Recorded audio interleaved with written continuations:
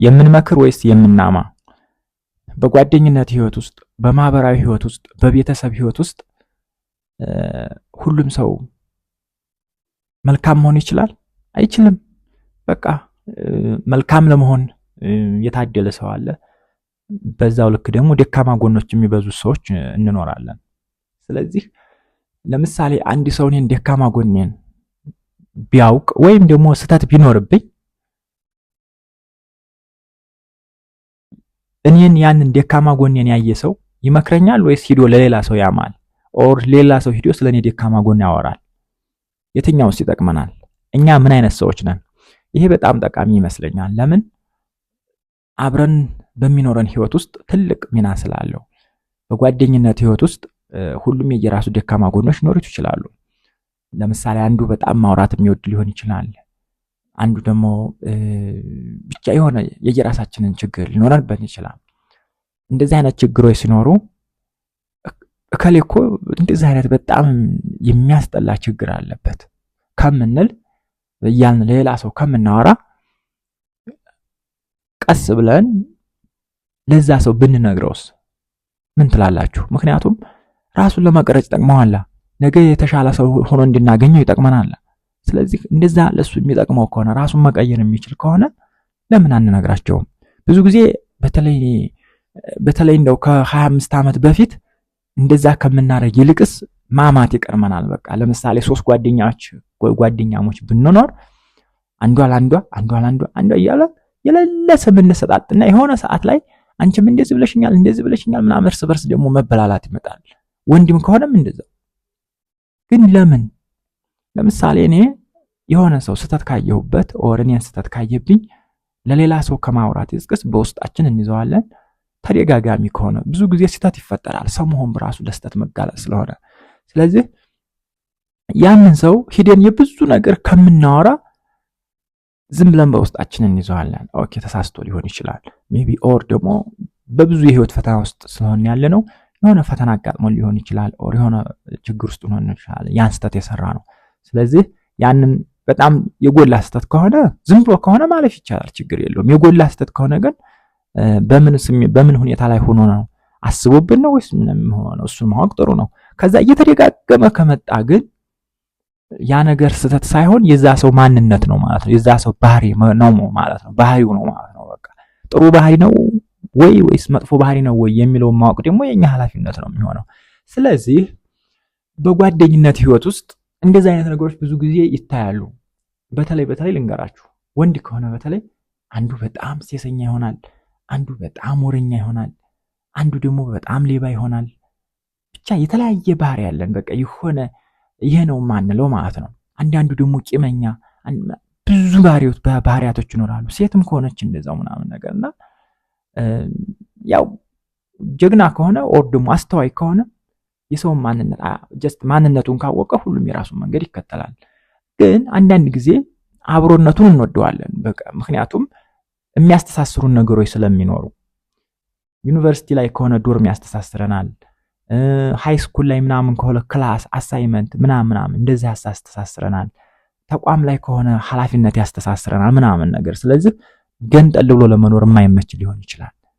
ዞሮ ግን እነዛ ስህተቶች አብረን በምንኖርበት ሰዓት በተደጋጋሚ ሪፍሌክት እየሆኑ እኛን ሁሉ ሊጎዱን ይችላሉ። አንዳንዴ መንገድ ሁሉ ሊከብድ ይችላል። ግን ምንም እንኳን መንገዱ በራሱ ቢከብድም ያንን ሰው የሚጎዳው የኛ መናገራችን ሳይሆን የምንናገርበት መንገድ ነው። ስለዚህ የምንናገርበትን መንገድ መልካምና የማይጎዳ አድርገን ከምናማ መናገሩ ይጠቅማል። ለምን ሰውየውን የበለጠ ትልቅ አድርጎ ራሱን እንዲገነባ ስለሚያግዘው።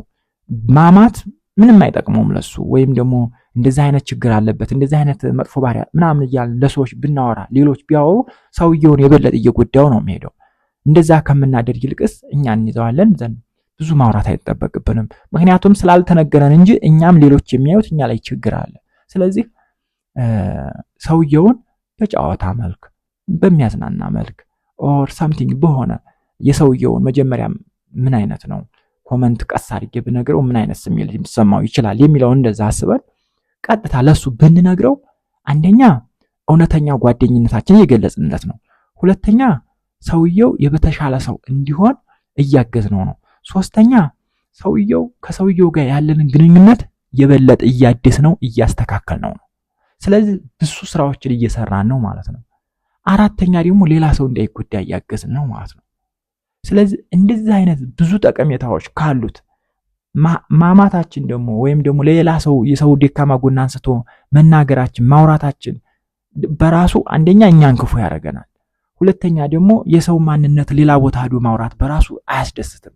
ስለዚህ እነዚህን ሁሉ ነገሮች ከግምት ውስጥ አስገብተን ስለ ሰው ማንነት ለዛው ለሰውየው በተቻለ መጠን ስሙዝ በሆነ መልኩ ሞር ኢሞሽናሊ ሰዎችን በማይጎዳ መልኩ ቀስ አድርገን አስታከን ቀስ አድርገን ልስልስ አድርገን ብንነግራቸው አይ ቲንክ እነሱም ሊረዱን ይችላል ብዬ አስባለሁ።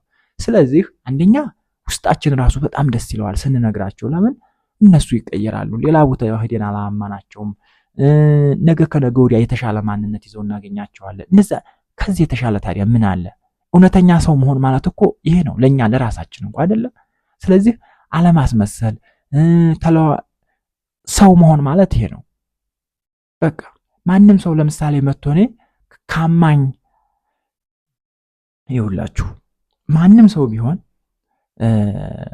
አነጋገሩን ካወቅንበትና የምንነግርበት መንገድ ደስ በሚል መንገድና በጨዋታ መልክ ከሆነ ማንም ሰው አስተያየት ሰጠኸኝ ብሎ አይቀየማችሁም። ነገር ግን ሌላ ሰው ጋር ሄደን ስለዛ ሰው ማንነት ክፉ በመናገራችን ብዙ ብዙ ብዙ ነገሮች ሊደርሱብን ልናደርስም እንችላለን። ስለዚህ ከጉዳቱ ጥቅሙ ካመዘነ ጥቅሙ ያመዘነበትን መምረጡ የኛ ኃላፊነት ነው የሚሆነው ማለት ነው። ስለዚህ በህይወታችን ውስጥ እኛ ምን አይነት ሰዎች ነን? አሁን ወደ ሰው ከመጣታችንን ከመጠቆማችን በፊት ወደ ራሳችን እኛ ምን አይነት ሰው ነን ያልኩት ምንድነው?